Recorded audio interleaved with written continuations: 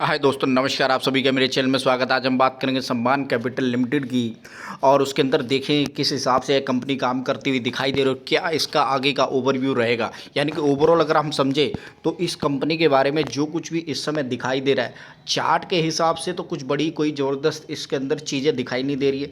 उसके साथ साथ अगर हम ओवरऑल इसका जब से ये कंपनी लिस्टेड दोबारा से लिस्टेड होती है, क्योंकि पहली बार मैं नहीं बताऊंगा कि ये कंपनी पहली बार आ रही है, यह ऑलरेडी आप इस कंपनी के बारे में अच्छी तरीके से जानते होंगे। India Bulls Housing Finance Limited ही दोबारा से इनकॉर्पोरेट होती हुई नज़र आ रही है, जो सम्मान कैपिटल के रूप में आपके पास दोबारा से आई है शेयर मार्केट के अंदर। तो इससे पहले जो India Bulls Housing Finance limited है, जिसके ऊपर काफ़ी सारे चीज़ें कंट्रोवर्शियल रही होंगी, वो सभी लोग आप जानते होंगे, उसी का नया रूप सम्मान कैपिटल लिमिटेड है, जो शेयर मार्केट के अंदर अब इस समय वापस आती हुई नज़र आ रही है। तो यहाँ पर आप देख सकते हैं सम्मान कैपिटल लिमिटेड एक नई ग्रोथ, नई एनर्जी, नई ऊर्जा के साथ शेयर मार्केट के अंदर आई है, लेकिन अभी तक ऐसी ऊर्जा और नई ऐसी सोच नज़र नहीं आई है। क्योंकि इस समय अगर ओवरऑल शेयर पैटर्न को देखें तो यहाँ से आप अच्छी तरीके से देख सकते हैं कि 167 रुपये 66 रुपये पर यह शेयर आता है और उसके बाद कोई तेज़ी इस शेयर के अंदर अभी तक नज़र नहीं आई है।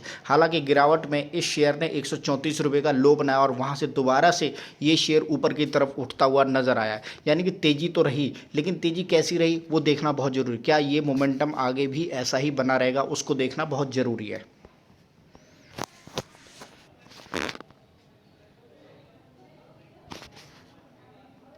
स्क्रीडन की वेबसाइट के ऊपर जहां पर सम्मान कैपिटल लिमिटेड के बारे में और अच्छी तरीके से समझेंगे और देखें किस हिसाब से एक कंपनी आगे फ्यूचरिस्टिक काम करती हुई दिखाई दे रही है और क्या इसके अंदर कोई बड़ी ग्रोथ बनने की जो आसार हैं वो 2025 में दिखाई देंगे। तो एक तरीके से आप देख सकते हैं यहाँ पर जो अपडेट नज़र आ रही है, इंडिया बुल्स हाउसिंग फाइनेंस एक तरीके से दोबारा से इनकॉर्पोरेट होती है सम्मान कैपिटल के रूप में, तो वो मैं ऑलरेडी आपको बता चुका हूँ।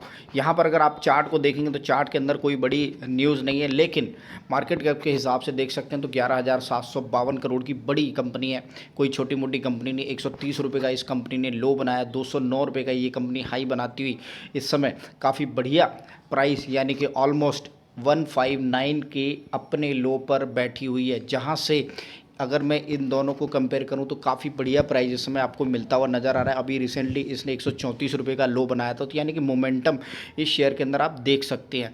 तो उसको एक तरीके से समझना बहुत ज़रूरी है कि क्या इस शेयर के अंदर जो 130 रुपये का लो है और उसके बाद 209 रुपये का हाई बनाता है और अभी जो शेयर प्राइस चलता हुआ नज़र आ रहा है 159 रुपीज़ का, उसके बीच में अभी कितनी इस शेयर के अंदर ग्रोथ बची है। तो ये सारी चीज़ें देखिए तभी समझ आएंगी जब हम पीएनएल को अच्छी तरीके से समझेंगे। तो यहाँ पर आप देख सकते हैं कि जो रेवेन्यू है वो कंटिन्यूसली अपनी जो स्टेबिलिटी है उस पर बना हुआ है काफ़ी टाइम से।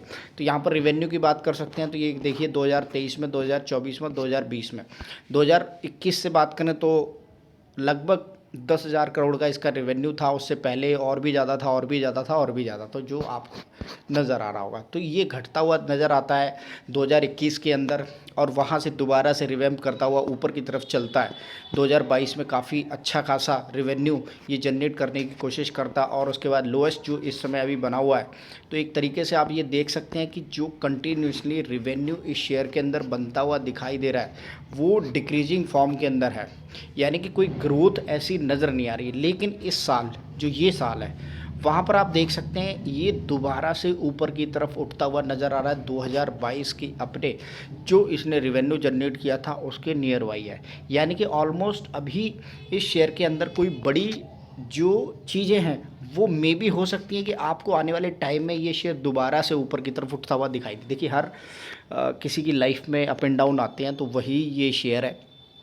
बढ़िया पहले रेवेन्यू जनरेट करता हुआ दिखाई देता था और फिर अब इसका जो लोएस्ट रेवेन्यू है 2024 के अंदर 8,580 रुपये का ऑलमोस्ट वो बनता है और उसके बाद दोबारा से ये ऊपर की तरफ उठता हुआ नज़र आता है। हालांकि जो ओवरऑल अगर डाटा को एनालाइज करेंगे तो इसका जो रेवेन्यू है वो 2024 तक फाइनेंशियल ईयर लोएस्ट रहा, उसके बाद अब 2024-25 के फाइनेंशियल ईयर के लिए अपनी तैयारी करता हुआ दिखाई दे रहा है।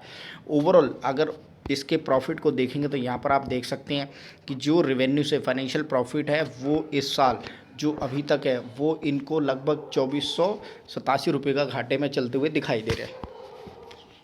फाइनेंशियल प्रॉफिट की बात करें, नेट प्रॉफिट की बात करें तो नेट प्रॉफिट के अंदर भी यहाँ पर आप देख सकते हैं -1812 करोड़ का इनको लॉस है। इससे पहले 1214 करोड़ का इनको प्लस में प्रॉफिट था। इससे पहले 1130 करोड़ रुपए का इनको प्लस में प्रॉफिट था।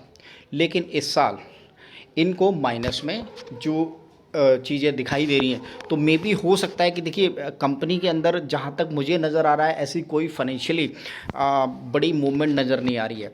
शेयर होल्डर को हमेशा देखिए कंपनी को समझना चाहिए, जो भी इस कंपनी के अंदर शेयर खरीद रहा है, आपके पास जब मौका है, इतनी सारी कंपनियां हैं और बहुत सारी ऐसी कंपनियां हैं जहां पर आपका अच्छा पैसा बन सकता है, तो उस तरह की कंपनियों में आपको पैसा क्यों डालना है जहां पर डी ग्रो हो रहा हो कोई शेयर, कोई कंपनी, या उसका रेवेन्यू के अंदर डी ग्रो चल रही हो।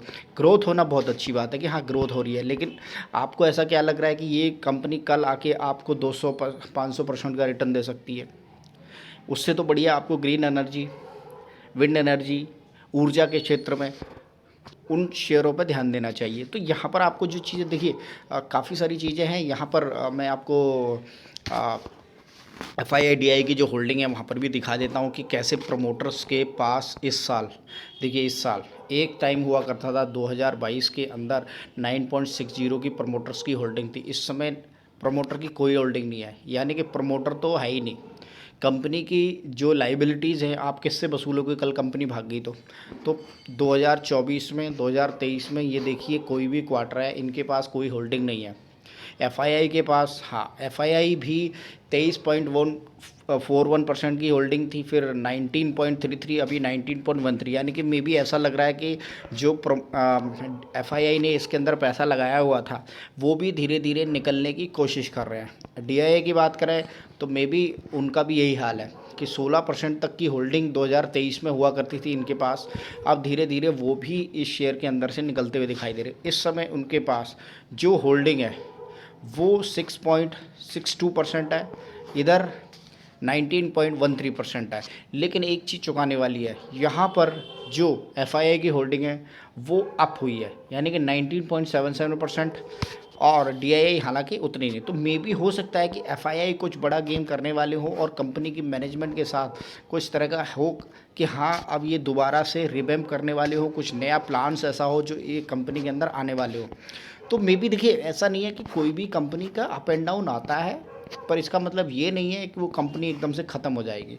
देखिए कंपनी है, पैसा है, मैनेजमेंट है, बहुत सारी चीज़ें होती हैं, दोबारा से एम्प्लॉयज़ को नई ऊर्जा एनर्जी दी जाती है। तो वही में भी हो सकता है कि सम्मान कैपिटल के अंदर भी ऐसा ही कुछ चल रहा हो, दोबारा से वो नए रिफॉर्म के साथ आई है, नई कंपनी बनाई है, नए लोगोज़ बनाए हैं, नई मैनेजमेंट को डिज़ाइन किया है, नई हर चीज़ को उन्होंने मार्केट के अंदर लेकर आए, तो मे बी पैसा खर्च हुआ और उस पैसे खर्च हुए तो यानी कि कोई ऐसा प्लान होगा जिससे वो निकलना चाहते हैं। जो भी कर्जा है या जिस तरह की भी चीज़ें हैं उन सब से उनको निकलना है। अपना देखिए हर कोई कंपनी होती है प्रॉफिट बनाने के लिए आई है, और अभी इस तरह से अपने देश के अंदर इतना प्रॉफिट है, कंपनियों को अच्छा काम करना चाहिए। तो मे बी हो सकता है कि आपको सम्मान कैपिटल के अंदर आगे आने वाले टाइम में एक अच्छा खासा रिटर्न देखने को मिले।